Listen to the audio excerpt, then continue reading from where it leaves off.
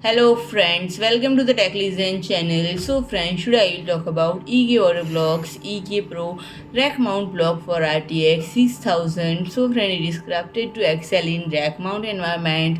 This cutting edge water block leverages the power of the NVIDIA Ada Lovelace Architecture and its exceptional construction, showcasing a CNC machine nickel plated copper base complemented by a laser cut stainless steel top, creating a resilient liquid cooling solution that effectively transforms into a space-saving single-slot assembly, and it encompasses the entire GPU, VRAM, and VRM components, precisely channeling the cooling liquid over these critical areas to effectively dissipate heat. And friend, it is a purpose-built water block, allowing you to have a professionally liquid-cooled NVIDIA RTX 6000 Ada generation graphics card, perfectly suited for server rack installation, and it is designed to seamlessly integrated into standard full height, full width server chassis form factor. And these EK-Pro Rack GPU water blocks serve as convenient drop-in replacement for both active and passive dual slot air coolers. And friend, and it employs the highly acclaimed open split flow cooling engine design, which has established itself a superior solution for GPU water blocks.